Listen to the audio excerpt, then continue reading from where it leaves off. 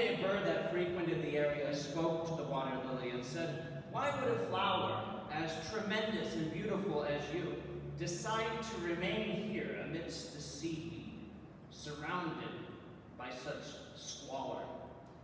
Anyone can see that you don't belong here, that you are more suited for rich, lush, beautiful regions.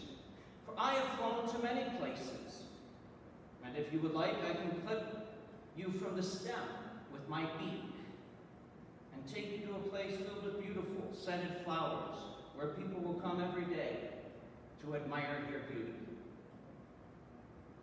The water lily, looking around, found his surroundings somewhat lacking in grace and beauty, and less than desirable. So he agreed. Once, clipped to the stem, he flew away with the bird. After soaring across the countryside, he was taken to a public garden, where the bird placed him upon the ground. And after lying on the ground and enduring the day's heat, the water lily withered and died.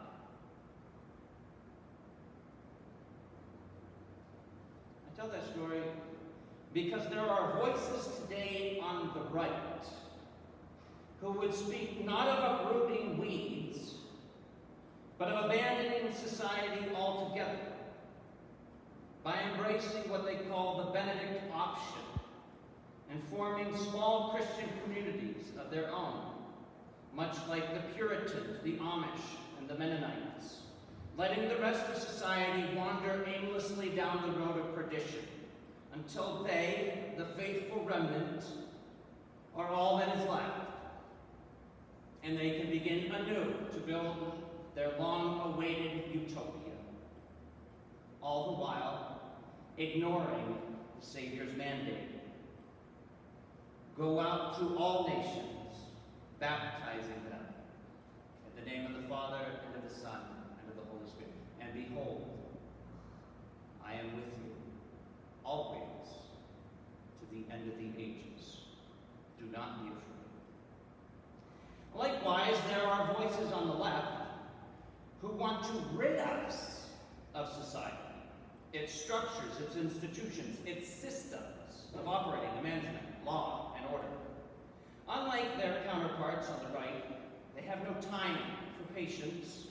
According to them, they have endured long enough, have suffered far too long the oppressive presence of these systems and the governments that have birthed them.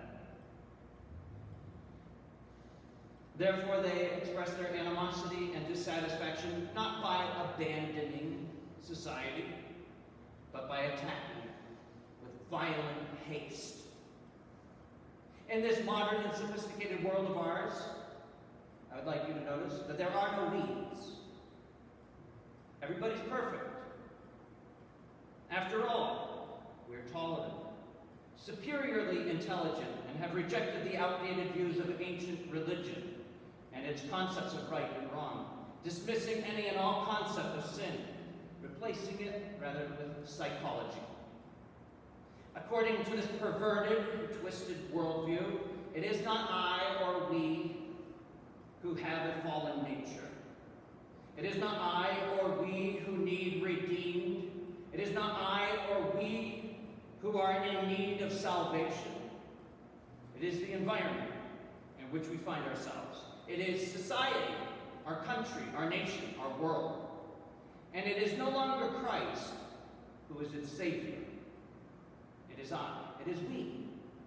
It is the mob of today, the woke, the enlightened, the free-thinking, and those liberated from the bonds of ancient religion, morality, and ethics, and the corrupt thinking and corrupt systems of the past.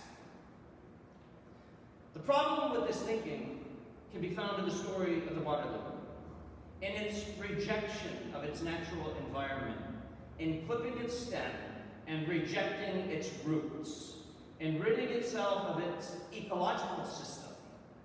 The water lily withered and died. We run the same risk as a country as a democracy, as a people, as a republic, if we fall prey to the same temptations, the same way of thinking embraced by the Waterloo. On more than one occasion, as your priest, I have received letters, emails, phone calls, warning me to stay out of politics and current events. To those, I would like to ask, would you have me hide the light of Christ? Would you have me hide the light of the gospel? Would you have me hide the light of wisdom and truth? Would you have me hide that light under a bed or a bushel basket, rather than placing it on a lampstand to give light to all in the house, as our Savior commands?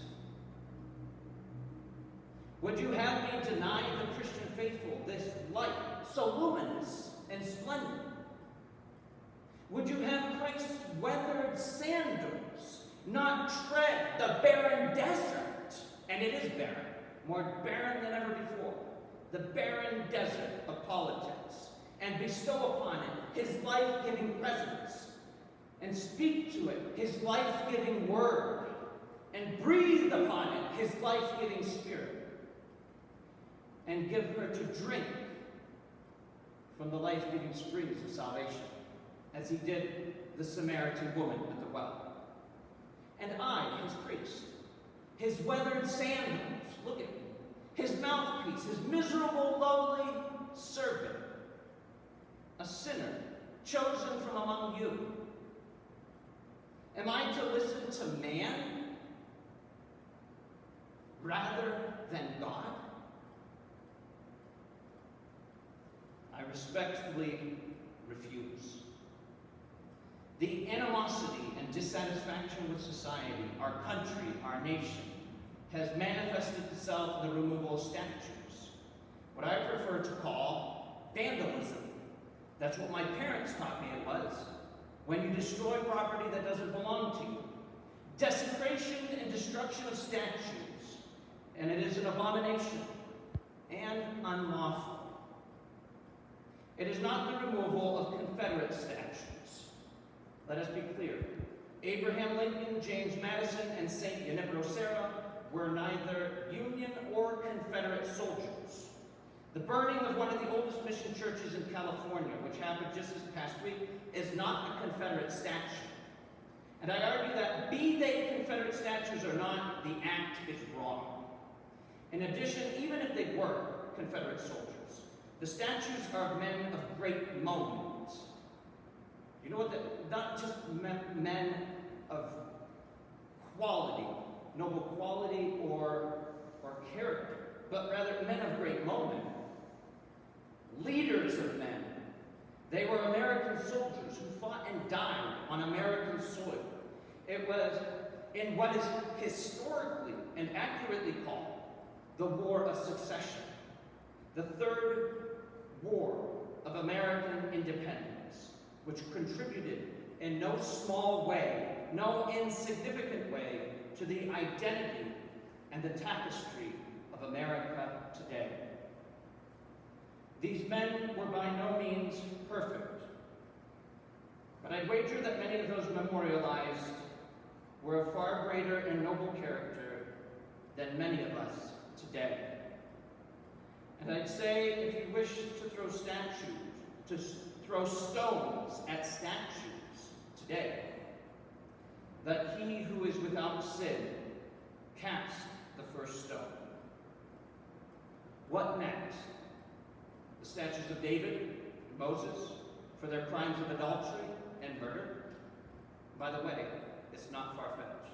I just finished reading an article put up by the Boston Globe criticizing King David as a wretched, miserable man.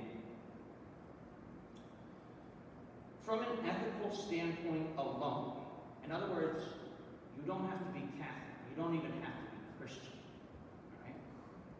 From an ethical standpoint alone, we can judge the Black Lives Matter movement by analyzing the three components of an action.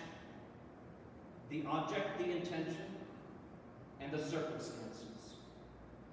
The object, what is actually being done. Okay? The object is not peaceful protests. How do I know this? Because New York police officers are not seen with blood running from their heads at peaceful protests. If they are, then I have a totally different idea of what peaceful protest means. Rioting and looting, destruction and murder, intimidation, threats, mass beatings do not happen at peaceful protests.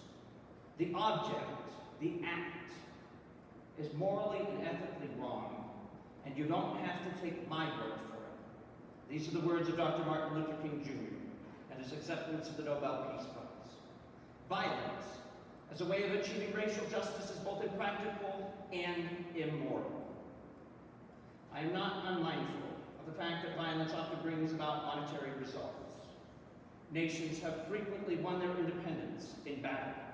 But in spite of temporary victories, violence never brings permanent peace. It solves no social problem. It merely creates new and more complicated ones. Violence is impractical because it is a descending spiral ending in destruction for all. It is immoral because it seeks to humiliate the opponent rather than win his understanding. It seeks to annihilate rather than to convert. Violence is immoral because it thrives on hatred rather than love. It destroys community and makes brotherhood impossible. It leaves society in monologue rather than dialogue. Violence ends up defeating itself. It creates bitterness in the survivors and brutality in the destroyers. End quote. The intention or end of the Black Lives Matter movement, it is not social justice, but socialism, based on Marxist ideals, bent on subversive anarchy. And that's not my words. That's the words of their leaders, and you can watch it on YouTube. The circumstances are a vulnerable body politic, crippled, paralyzed by fear and uncertainty, economic instability, mass quarantine, a mass media that is willing to be a willing accomplice to these Marxist objectives. The way to train police for moments of high escalation is not to beat them over the head with sticks. The way to dialogue is not achieved by screaming into the deaf ears of dead Confederate soldiers while toppling their statues. The way to bring about social reform and social justice is not socialism. The way to address this political unrest is highlighted in the gospel, personified in Jesus Christ, and proclaimed by the church. Therefore, let us join our voices to hers, and like Lady Liberty holding her torch in the night, let us hold high the light of Jesus Christ. In the name of the Father, and of the Son, and of the Holy Spirit.